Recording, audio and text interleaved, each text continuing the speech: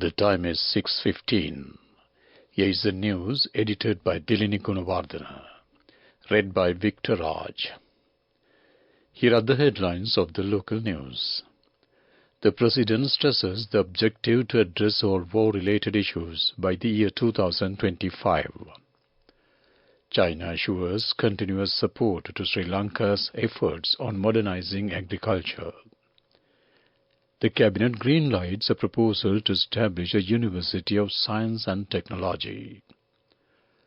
A Pirivena Development Fund will be established by the next March. The Office for National Unity and Reconciliation Bill is passed by the House. Foreign news: Palestine says that over 300 schools have been destroyed so far. Sports news: German football legend Franz Beckenbauer passes away aged 78. Local news in detail. President Ranil Wickremesinghe expressed his dedication to advancing the nation of Ceylonese towards a Sri Lankan identity, originally campaigned by Sir Ponnambalam Arunachalam in the pursuit of a liberated nation.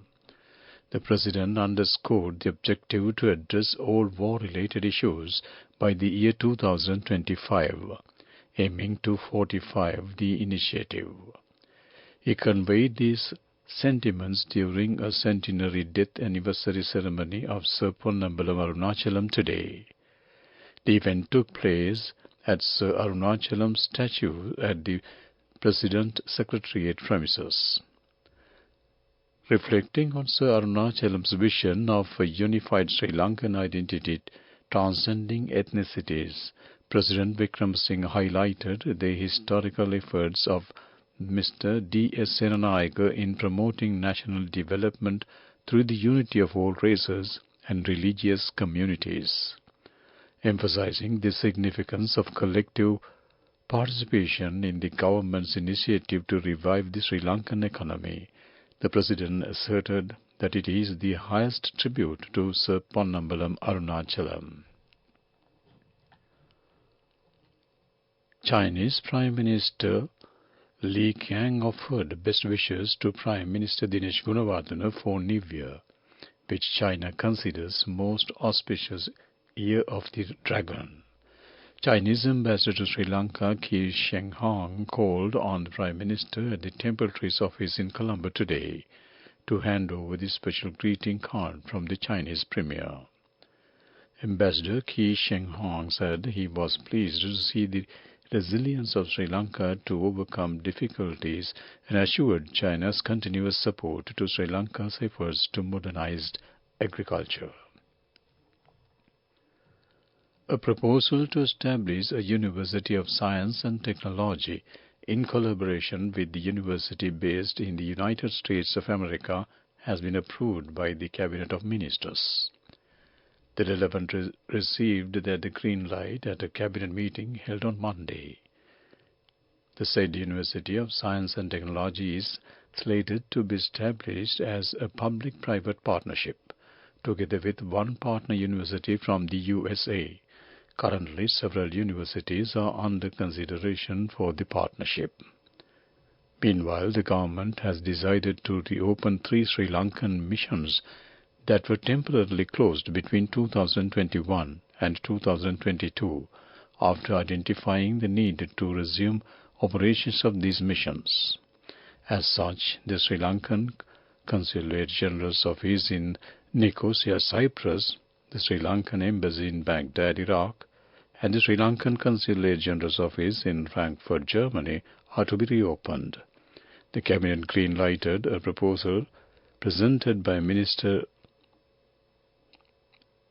Affairs Foreign Ali Sabri in this regard. This news comes to you from the Sri Lanka Broadcasting Corporation.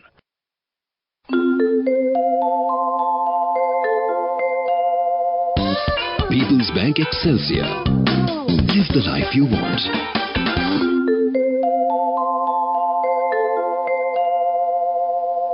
Continuing with more local news, Minister Dr. Susil Premjanta said that a Pirivena Development Fund focusing on development of over 800 preveners across the country will be established by March.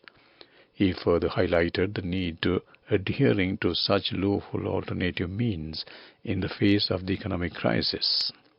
70% of the school uniform material demanded for the previous year was obtained as a grant from China.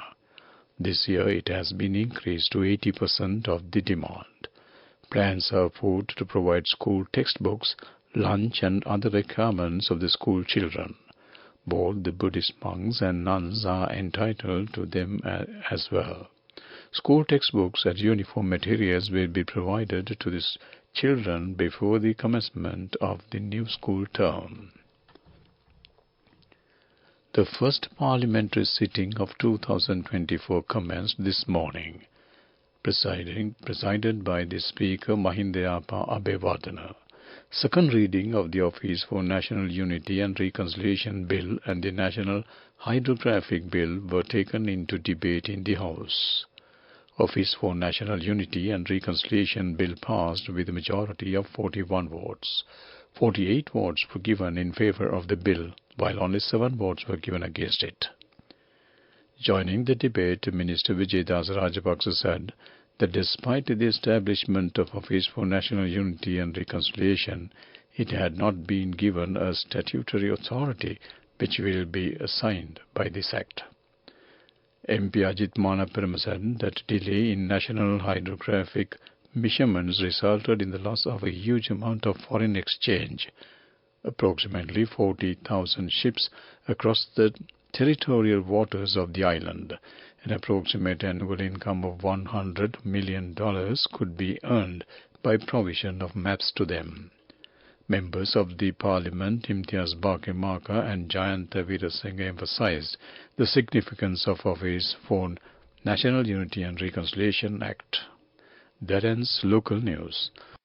People's Bank Excelsior, a comprehensive banking services package with a branded checkbook as well as debit and credit card exclusively for you. People's Bank Excelsior, for professionals who dare to dream. The main news story is brought to you by Sinhala Mahatma.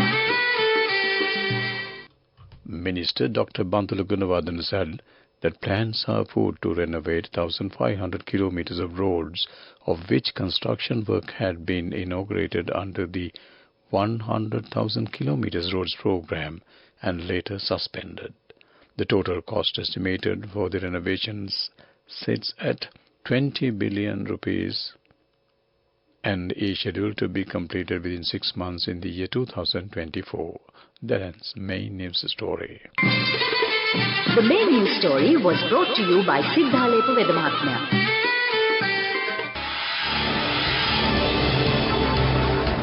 This is Watchlight. The tally of dengue cases registered in December stands at 11,498, recording the highest number of cases reported in a month in 2023. To make the situation worse, Sri Lanka has registered 2,316 cases within the last 7 days. Accordingly, around 325 cases have been lodged per day. According to the Director of the National Dengue Control Unit, Dr. Sudat Samaravira, dengue cases are pegged and increased owing to the prevailing rainy conditions. Hence, the public are urged to keep their surroundings clean and destroy mosquito breeding places in order to keep dengue at bay. That ends Watchlight. Coming up, World News.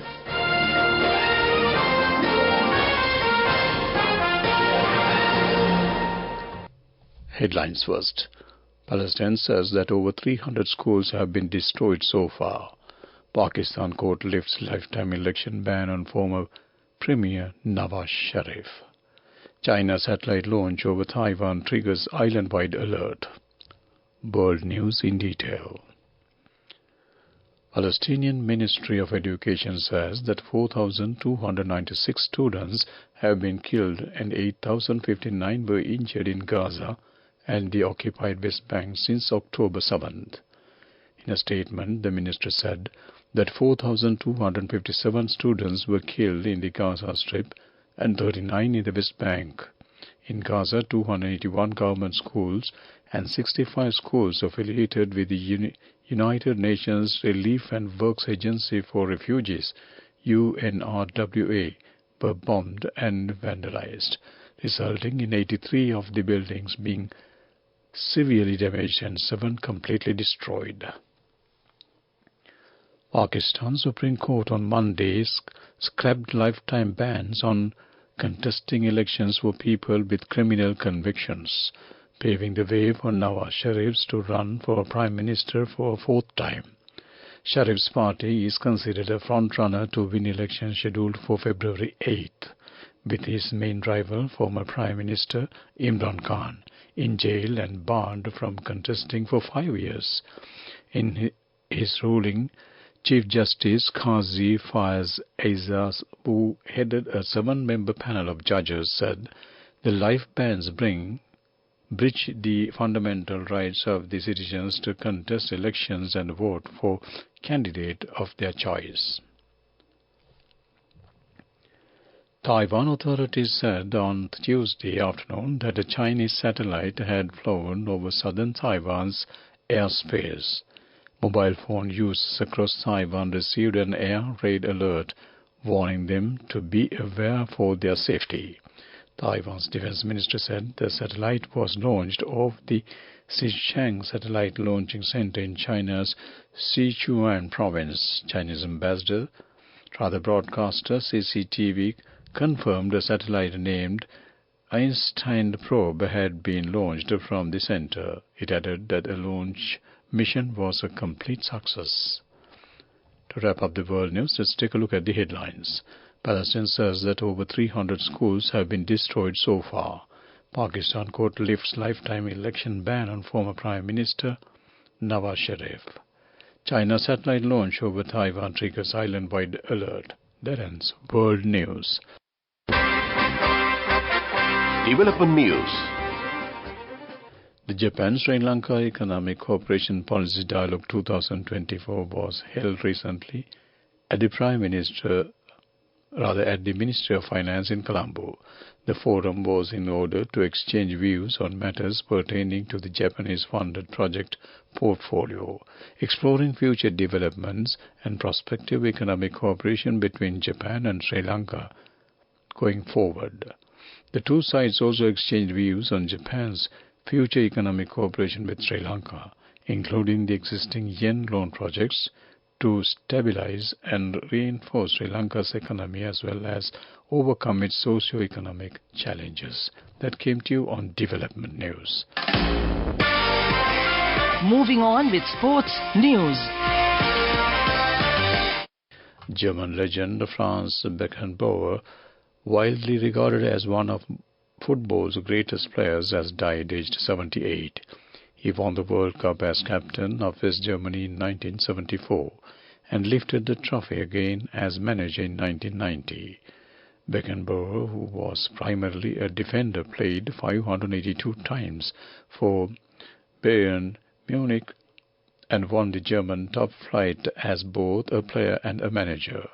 He is one of only 3 men to have lifted the World Cup as both a player and a manager, along with Brazil's Mario Gazzello and France's Didier Deschamps.